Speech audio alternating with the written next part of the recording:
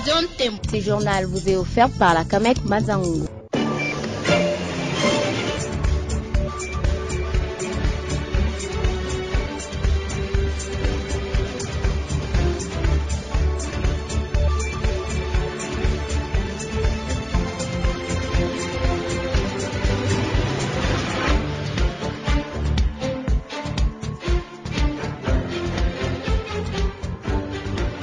Mesdames, Messieurs, bienvenue à cette édition du journal sur la lumière sonore du Congo central, la radio Ntemo émettant de Mbanza-Ngombo. À la une de cette session d'information, le chef de l'État congolais a été élu par ses pairs présidents en exercice de la SADC. Félix Tshisekedi a remercié le chef d'État et du gouvernement de cette organisation pour leur soutien à la RDC confrontée à une guerre d'agression voulue par le Rwanda. Radio Ntemo. Le directeur de la province éducationnelle du Congo central 2 a lancé les assises provinciales de performance de la revue de l'EPC dans sa juridiction. Ces travaux qui se déroulent à Loma Athénée prendront 3 jours. Radio Ntemo. Mbanza-Ngombo aura bientôt une nouvelle morgue dont les travaux ont déjà débuté. Le comité de gestion de l'hôpital général de référence de Tsonankoulou appelle le Ngongwa et les hommes de bonne volonté de contribuer à la réussite de ces projets. Ça n'est fini des titres. 98.8 MHz. Radio Ntemo. Enfin, une bonne nouvelle pour Mbanza-Ngombo et les villages environnants. Le comité de gestion de l'hôpital général de référence de Tsonankoulou a débuté la construction ou l'élargissement de l'actuelle morgue de Tsonankoulou sur fonds propres. L'avènement de cette nouvelle morgue, si elle arrive à être achevée, résoudra à coup sûr la problématique de l'engorgement de ces bâtiments dédiés à nos morts. La construction de cette morgue cloue le bec de ceux qui disent que le comité de gestion de ces structures hospitalières dilapide l'argent généré par la dite morgue. Écoutez les explications du Dr Marius Mayuvuluanga, médecin directeur de l'hôpital de référence de Tsonankoulou. Morgue makambo ebito salaka. Bokoye bakotala ke mbali kalezala ki mukemke morgue moteur kata ekufa ki bobisa bako. Mais boka sima ke ante po somba moteur ya kitoko ya sika oyo bisa isabiso. Deuxième chose, c'est là où tu côté là. Bomolenge zaki ya mabulu ko bukana. Bokoye to nyoko bongisa mo. Sikoyo totali morgue oyo kaloba tongela biso. Ezaki ya mukie. Totala pe population est on ezaka ya mukie. Ezaka na capacité ya 34-45 corps. Il faut que ma corps ya bato bandeko na biso na dignité nyonso. Mais si tu dis que non, nzela oyo bato sala morgue bandeka kaka to kanga quand même to comme na 47 corps. La journée ya lobby to kotiaki journée na 96 corps. Donc bandeko na biso to tsa bango na honneur. Donc tout le monde a dit que to me ko bakisa capacité.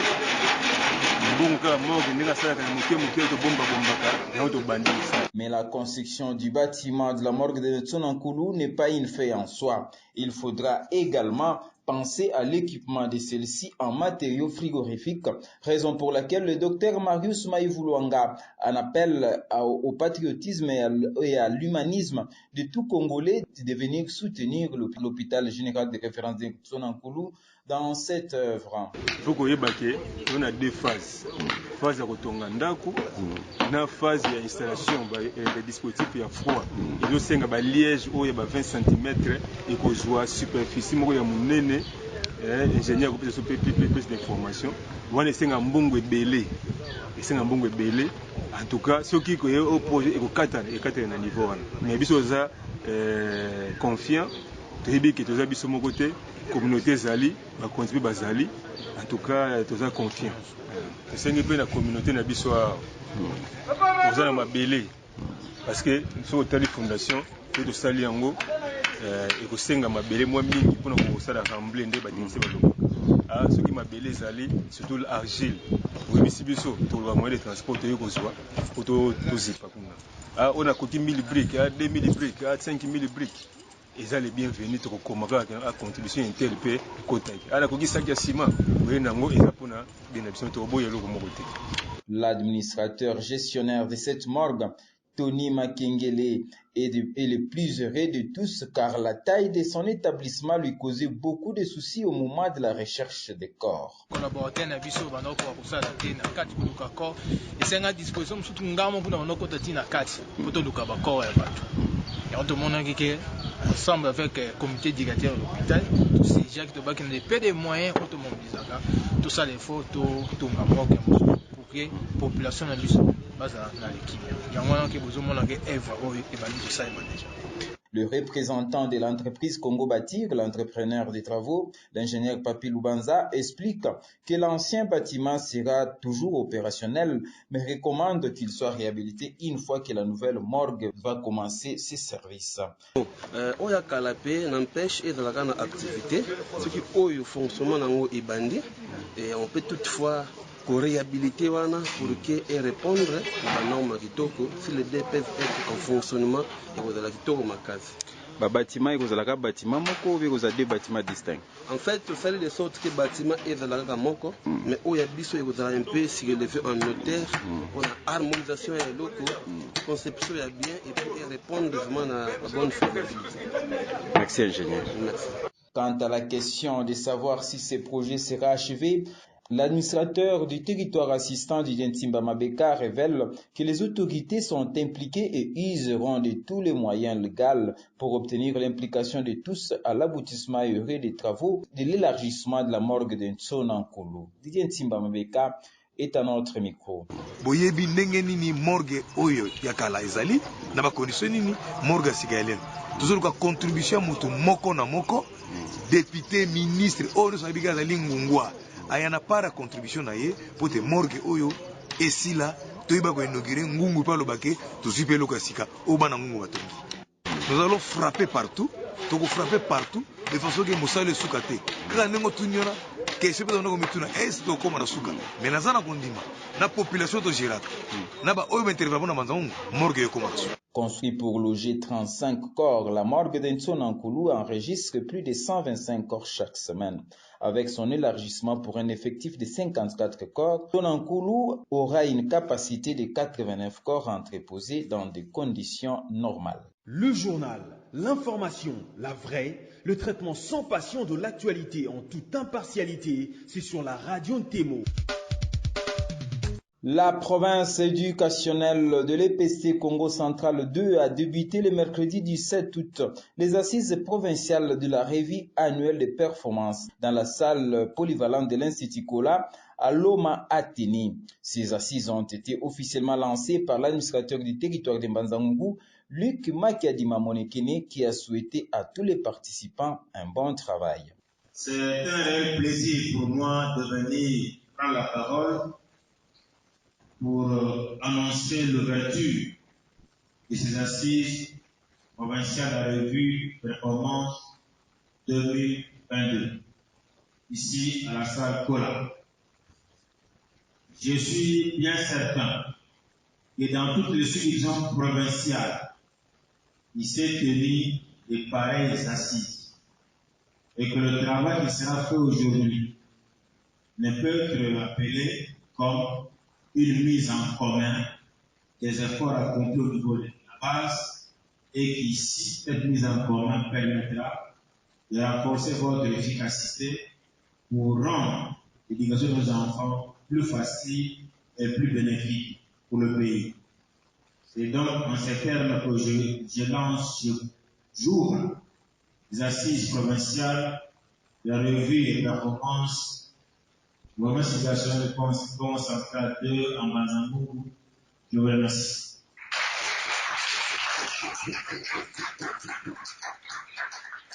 Le directeur de la province éducationnelle du Congo Central 2, Jean Tshisekedi Kabasele, espère que ces assises sont un lieu où un diagnostic du secteur de l'enseignement de sa juridiction sera dégagé afin d'améliorer les sous-secteurs de l'enseignement dans la province éducationnelle du Congo Central 2. Un intellectuel pour moi, c'est celui-là. Quelqu'un qui est fidèle à un ensemble politique, social ou professionnel, mais qui ne cesse de les critiquer, les contester. J'associe ma conviction à celle de ces grands écrivains pour noter à votre intention l'opportunité de partage, d'échange et de critique que nous offrent ces assises, au cours desquelles un diagnostic objectif de notre sous-secteur et une remise en cause de certaines réformes déboucheront sur des perspectives d'avenir qui contribueront à l'essor d'un système éducatif de qualité, véhicule de valeurs positives qui garantissent le développement national. Mesdames et messieurs, les assises provinciales des revues annuelles des performances qui s'ouvrent ce jour dans ce beau cadre de la salle polyvalente de l'Institut Fola constituent d'une part l'épreuve de notre adhésion au leadership prévoyant du ministre Tidel, son Excellence Tony Mwaba Kaza. De son côté, l'hôte du jour, le chef de la sous-division de l'EPST Mbanzangungu 1, Alphonse Situvanga Kouya, a rappelé le caractère historique de la ville de Mbanzangungu en se basant sur l'histoire du prophète Simon Kimbangu et de l'église kimbanguiste. Oui, je vous dis aussi une chose qui marque la ville de Mbanzangungu. Mbanzangungu est une ville historique. Mbanzangungu, c'est ici où a été arrêté les prophètes historiques de l'Afrique. Je cite le prophète Simon Kimbangu. Et c'est dans cette juridiction de sous-division de Mbanzangungu où il a fait le siège de l'Église universelle humaniste. Mbanzangungu 1, c'est une sous-division qui s'étale sur 4 secteurs, dont les secteurs de l'image dans lesquels se trouve l'Église humaniste avec son temple. Je voulais vous dire cela parce que le Saint-Esprit doit être invité dans ce lieu-ci où vont être remués les méninges. Chacun de nous va travailler en disant redescendre son cerveau et donc nous faisons appel à ce Saint-Esprit. Tout le monde est ami. À l'issue de ces assises provinciales des performances de la revue, les acteurs du système éducatif du Congo central 2 vont mettre à jour la carte scolaire de leur juridiction, évalueront la mise en œuvre des réformes, les degrés de la mise en œuvre des recommandations des assises nationales de l'année antérieure et valideront la planification de l'année en cours. Signalons que ces assises ont débuté le 17 et seront bouclées le 19 août 2022. Le parle avec la CAMEC Mbanzangungu, c'est le succès de vos business. D'un secteur à un autre, Hassan Azola, chef des services des mines et géologie du territoire de Mbanzangungu, lance un ultimatum à toutes les personnes évoluant dans le secteur de la briqueterie, concassage de pierres et activités connexes. Hassan Azola leur exige de venir s'enregistrer, à défaut de quoi les récalcitrants seront livrés à la justice. Je vous propose de l'écouter. Lobi motonio so oyo azo exploiter mine. Tant que lobi mine ba pensa kaka diamant or na ba kobat ndenge za na est na ba tout ça na sud na Lubumbashi, mais awa même na Congo central na Mbanzangungu ba minerais zali ba jamais zali ba bloc nyos to lobi wana ba mercure zali. Alors donc na lobi la plus kamizali ba carrière artisanale pour bazoser la matériaux de construction à usage courant, c'est-à-dire sable, moellon.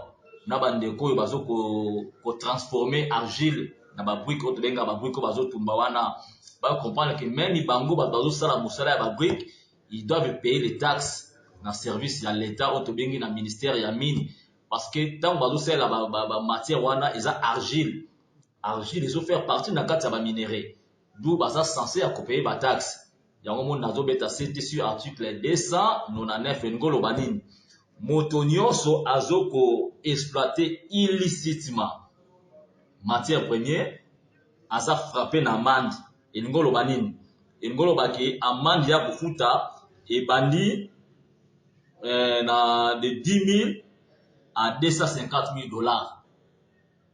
Ça là c'est qu'on calcule bando bandi ko travailler aux ana documenté. Alors surtout kutani na yo ou biso de ko s'y prendre yo na kata carrière na yo ko futa 10 000 à 250 000 dollars. yango na bandi koyebisa bato na place oyo kofuta mbongo wana comme amande ofuta na l'État tolobi te na bandi oyo tobengaka méthode pédagogique na ye lokola enseignant lokola ebo papa moto nyonso ayebi ke aza na carrière artisanale ya matériaux de construction ezala yo moto osalaka na babrike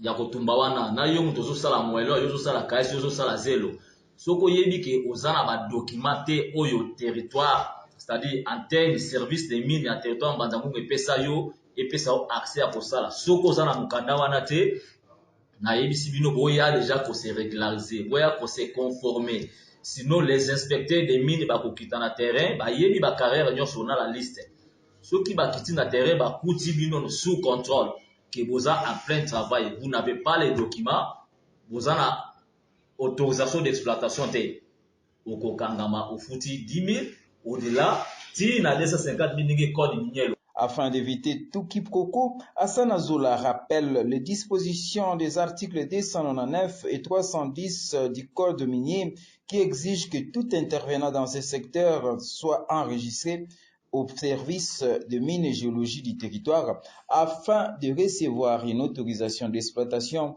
dûment signée par le représentant du ministre de Mines par les représentants du ministre de Mines dans les territoires. La disposition de ces articles est lue par Hassan Azoula. Et puni d'une amende dont le montant est franc congolais est équivalent de $10 000, de 10 000 à 250 000 $. Quiconque qui se livre sans autorisation à des travaux de recherche ou d'exploitation des mines ou des carrières en violation des dispositions du présent code. En vertu de l'article 505 du règlement minier, les inspecteurs des mines descendront sur terrain après le 30 août, date de l'expiration de l'ultimatum, pour s'assurer de l'observation des instructions d'Hassan Azoula, chef des services de mines et géologie du territoire de Mbanza-Ngungu. Le cœur de notre métier, c'est d'engager la conversation avec beaucoup plus de nos auditeurs. Vous avez des suggestions? Contactez la radio Témo au 089 67 35 945. Témo FM, une autre façon de vous présenter l'actualité. Bientôt, l'usine de concassage située à Matadi reprendra service grâce à la détermination du commissaire général aux ITPR Léopold Mbadou. Lors de sa descente le 16 août 2022, Léopold Mbadou s'est senti triste de voir un matériel qui a coûté plus de 3 500 000 $ être abandonné depuis 2012. Suivez ce reportage signé Fraise Kitoko, notre confrère membre de la cellule de communication du gouvernement provincial du Congo central. C'est pour se rendre compte de l'état dans lequel se trouve cette machine de concassé et de production d'enrobé abandonnée depuis 2012 que le commissaire général aux ITPR Léopold Mbadou, qu'accompagnait le directeur provincial de l'Office des routes et du FONAR Congo central, s'est rendu le mardi 16 août à Manterne sur la route Boma-Matadi. Nous avions été dépêchés par son Excellence, Monsieur le gouverneur de province, le docteur Guy Bandou, pour venir visiter cet investissement public mais qui a été littéralement abandonné depuis 2012. Et donc, il est question de venir visiter cette usine de fabrication d'enrobés et l'usine de concassage qui a coûté au trésor public plus de 3 500 000 $, mais abandonné à la brousse. Alors que nous réfléchissons sur le nouveau défi à relever par rapport à l'entretien, la réhabilitation et la construction de routes au Congo central, voilà que ces matériels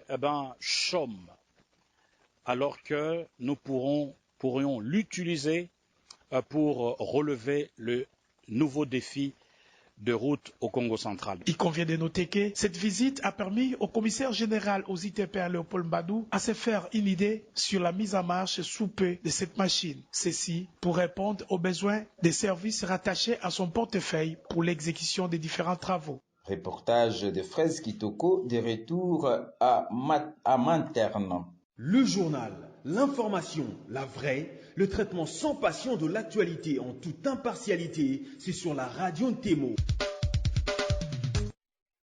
Sur le plan national, le président de la République démocratique du Congo, Félix-Antoine Tshisekedi, a pris officiellement la présidence de la communauté de développement des États de l'Afrique australe le mercredi 17 août 2022 pour un mandat d'une année. Ces assises qui se tiennent dans la capitale congolaise sont placées sous le thème promouvoir l'industrialisation par l'agro-transformation, la valorisation des minéraux et les chaînes de valeur régionales pour une croissance économique inclusive et résiliente. Félix Tshisekedi a indiqué que la RDC compte sur le soutien des États membres pour atteindre ces objectifs. Il a promis dans son discours de développer l'intégration régionale.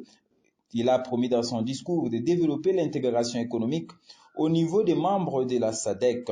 Le chef de l'État congolais a notamment remercié les pays membres pour le soutien apporté à la RDC face aux agressions dont elle est victime de la part du Rwanda. Ces assises du 42e sommet des chefs d'État et de gouvernement vont se clôturer le jeudi 18 août.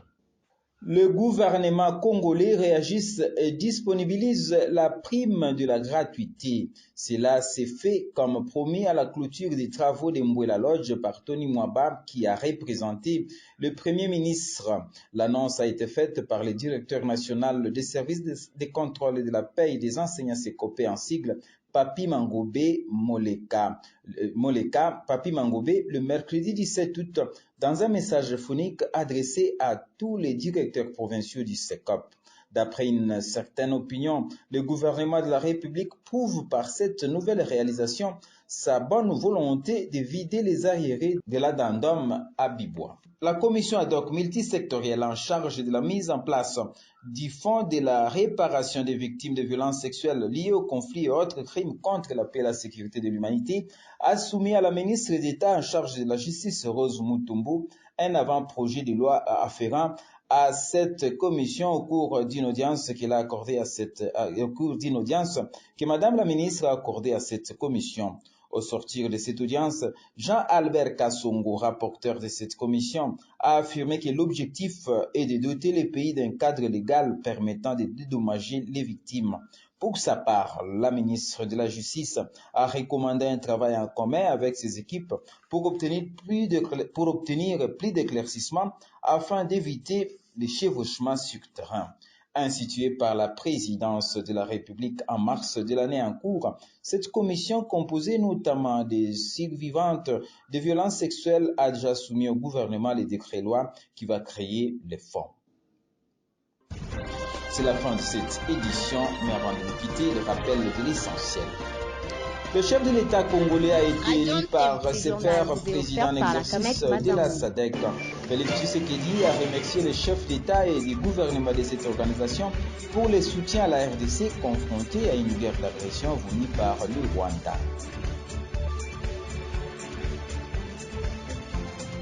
Le directeur de la province éducationnelle du Congo central 2 a lancé les assises provinciales de performance de la revue de l'EPC dans sa juridiction.